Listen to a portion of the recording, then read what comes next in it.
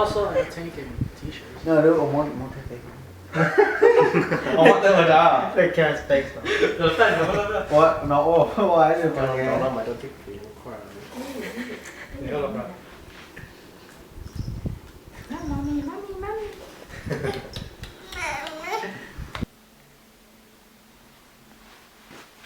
Okay, well, I don't know why it's stopping, but according to the New York Times, research made by scientist Glaser and her co-scientist at the New York Aquarium in 1986 states that the brain of a dolphin's large cortex is comparable to that of a human's. So scientist says that, you know, I have it drawn to scale in the book, but then their brain is similar to our brain. You know, they have the corpus callosum here like we do. They have the auditory cortex and the vision organ that we have as a human as well. The National Geographic article written by Mr. Foyer in 2015 finds that they are adept to solving problems and can apparently plan for the future. So whenever, you know, they mimic each other quite often, basically. Madison Montgomery of the website One Green Planet says that dolphins are able to project an auditory image that replicates a sonar message that they have received. They're able to paint a picture, basically, and that's something that a lot of the mammals don't do or can't do. Now that we know why dolphins are deemed as intelligent, let's see how they use their intelligence to communicate. The communication of dolphins to one another is that dolphins recognize one another by the distinct signature whistle that they do. It is similar. It's basically how we have names. They have their own whistles or their own clicks. Madison Montgomery of the One Green Planet states in 2013 that dolphins talk in whistles and clicks, and they're able to send a message through that.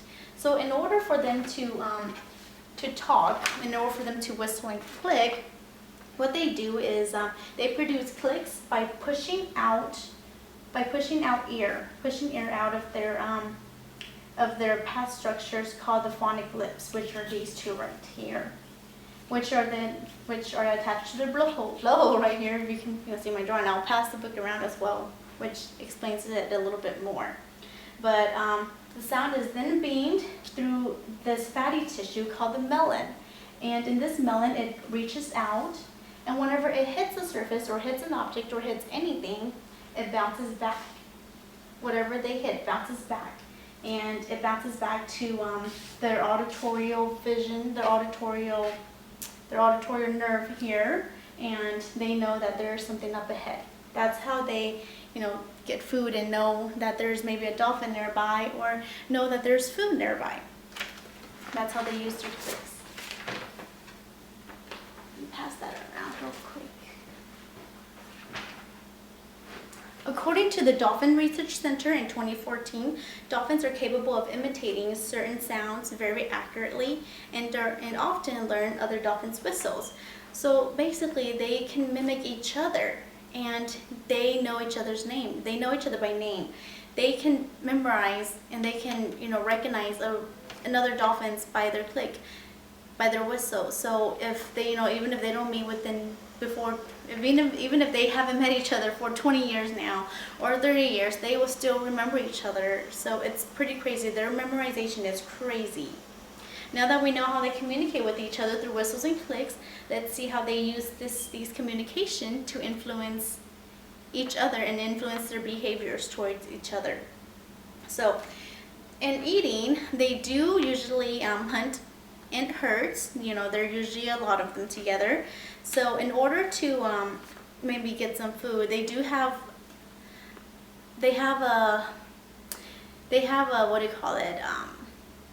They do strand feeding, which is basically when a dolphin would when there will be dolphins waiting near the shore, and the other dolphins would force the waves, which will force the fishes up onto the shore, and that's when they'll feast. All the fishes were going to go up to shore or up to a cliff or whatever. That way, they can't escape, and everyone would just go there and feast. They're also able to form alliances, and in these alliances, male dolphins help each other herd females away to mate with the females. And sometimes the females team would team up and get their friend back. So I thought that's really cool. You know, they'll have, I believe they said they'll have 2 dolphins that will herd one female away, and they'll just basically isolate her, and then one of them would get to be with her and the others won't. So it's pretty crazy. You know, in the National Geographic actually also describes that their ability to mimic and marry each other is crazy.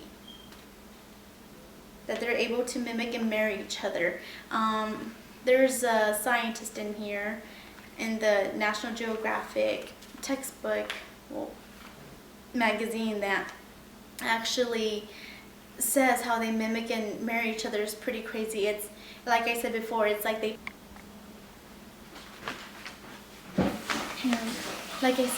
intelligence of dolphins have been researched for years now. There's actually a scientist that devoted her life studying dolphins. You know, it's been, I think she said it was decades. It's been decades since she studied them off of the coast of Australia, and she's actually made a research foundation from it. So it's pretty crazy. We're able to see just how a dolphin is able to use their intelligence to communicate and interact with each other, along as interact and communicate with us. And I believe she is actually starting to, I need to get her name again, but then the scientist, she has actually began to make a device to communicate with them. So it's pretty crazy. In today's presentation, we examined the reasons why dolphins, you know, has fascinated humans and fascinated scientists for years now. I also described how they use their intelligence to communicate with one another, and how this communication leads to their behaviors. So it's pretty crazy. That is it that I have today. You know, dolphins are a crazy alien creature, and it's so crazy that we're living on the same earth. So I have a video that I'm going to pass around and show you all. It's, you know, just based on how they swim and interact with each other and everything. So I hope y'all enjoy. Thank you.